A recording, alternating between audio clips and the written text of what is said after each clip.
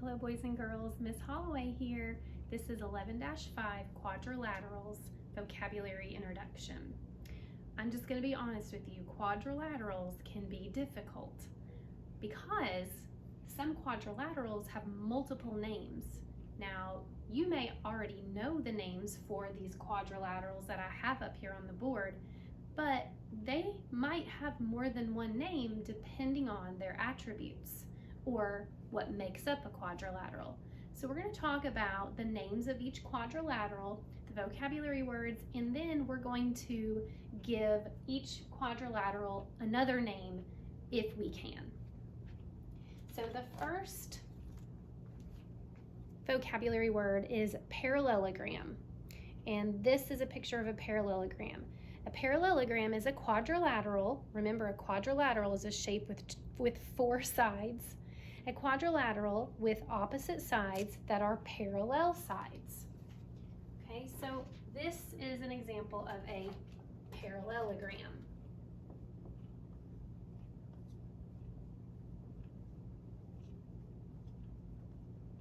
Okay, it has opposite sides that are equal and parallel, meaning these sides are equal and these sides are equal.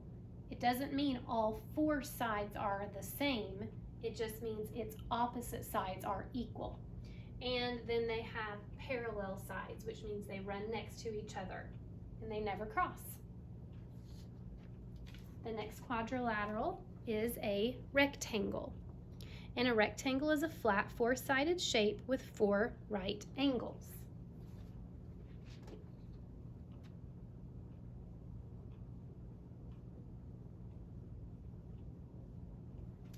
Okay, the next one looks like a square that's slanted.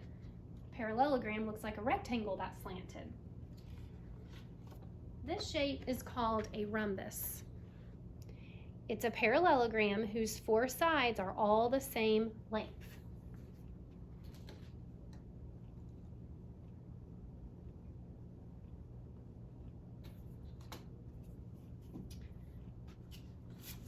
Our next one is a square.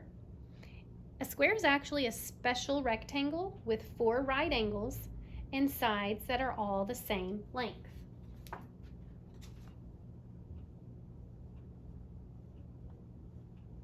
And the last one is a trapezoid. It's a quadrilateral with exactly one pair of parallel sides. No two sides need to be the same length.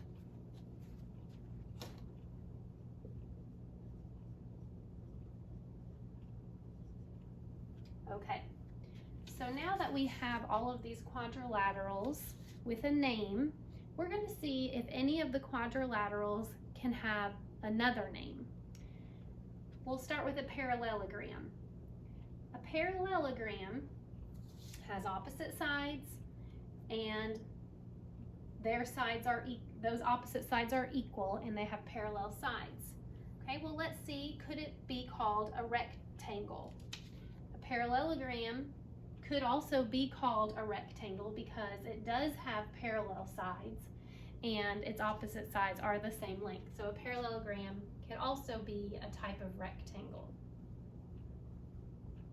which means the rectangle can be a parallelogram.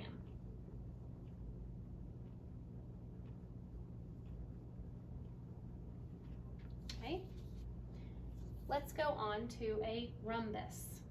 So a rhombus is a parallelogram. So we can write parallelogram. The definition says it's a parallelogram with four equal sides.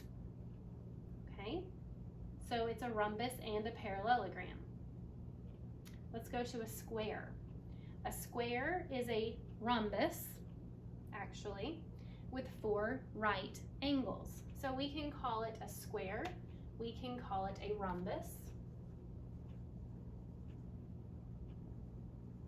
we can call it a rhombus because a rhombus is a parallelogram with four equal sides and a square has four equal sides and parallel sides, so it can be a rhombus too. And it can also be a parallelogram because a parallelogram has opposite sides that are equal, and it has parallel lines. So this is also a parallelogram.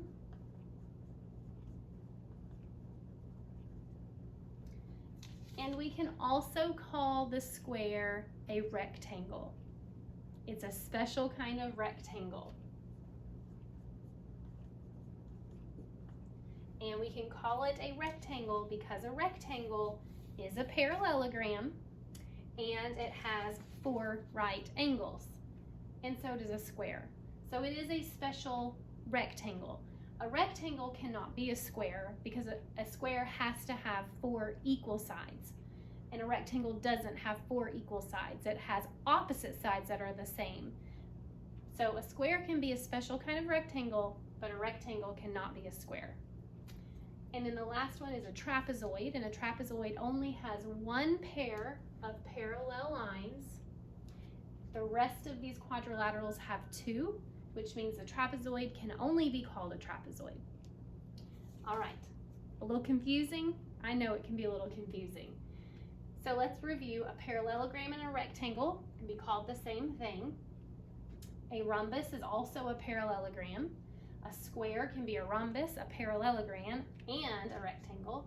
And a trapezoid is a trapezoid.